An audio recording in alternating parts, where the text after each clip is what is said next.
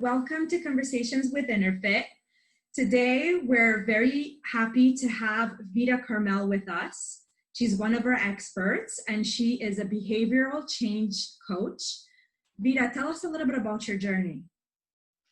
So I've been doing this work for about 6-7 years now, and I first started working with young men in prisons, running rehabilitation programs for young men across the UK.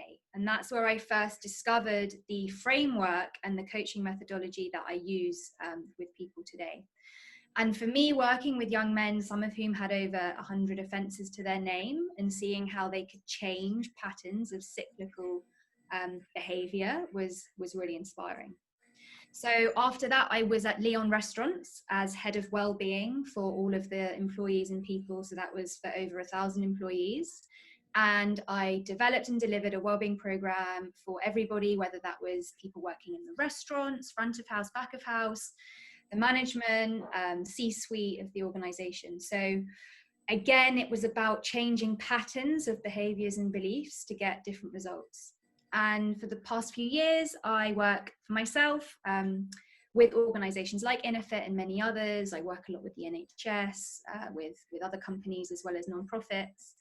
And for me, it's all about enabling people to be their best selves and providing support in the role as a coach. So working individually with people, and also sharing tools and techniques that people can use in talks and training sessions, so that you can change your belief in what's possible, be able to access really resourceful states, and ultimately create the sort of life that you'd love to live. That's a fascinating path. And what really stuck with me is that you really work with people to become the best selves, the best version of themselves. So maybe you can tell us a little bit more of how would it be to have a full session with you?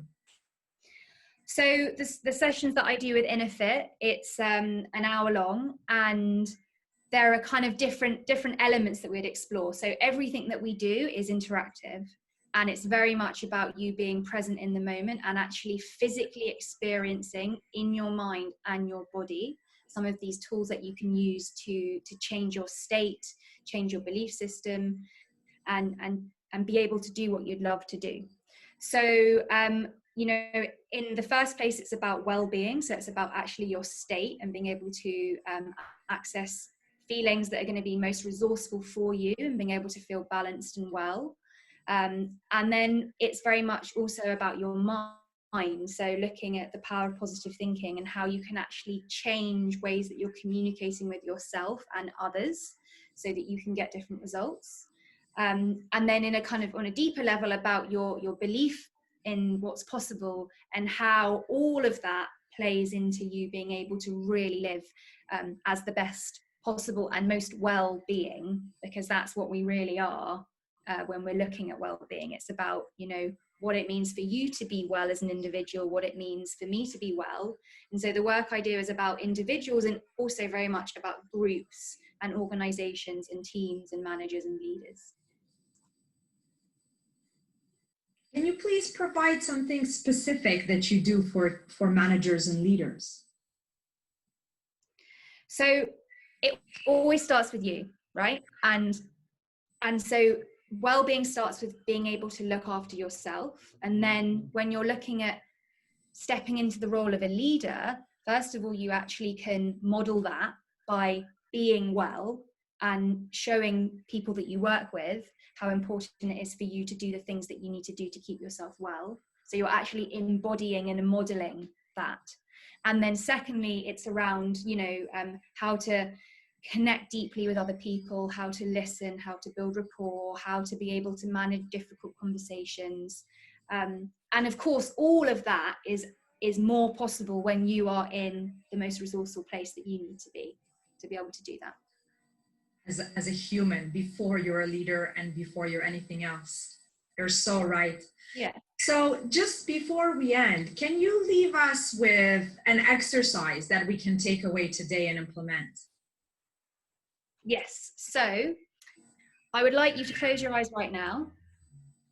And with your eyes closed, do not think about pink elephants. And I'm guessing that you saw an image of a pink elephant in your mind. You can open your eyes now, Marina. Of course. And maybe you saw the elephant and then you quickly shut it down because the instruction was do not think about pink elephants. And the point is, your mind cannot make sense of a negative. So it's the same as if you typed into Google, I do not want pink elephants, which you can try after this. And what will you get when you type that into Google? Loads of images of pink elephants. And so your mind works in a similar way to a computer, and it cannot make sense of the negative. So it's really important that you're focusing your attention on where you want to be going. As long as you're focusing on, I don't want to feel stressed, oh, I don't want to feel anxious, you will be telling yourself to feel stressed and anxious. So what do you want instead? And so you can just begin to notice times when you're communicating with yourself in the negative and focusing on what you don't want, and just begin to shift your attention to move towards what you want instead. Thank you.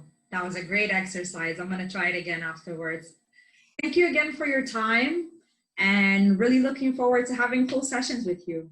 You're welcome. It's lovely. Thank you. Have a good day. Bye-bye.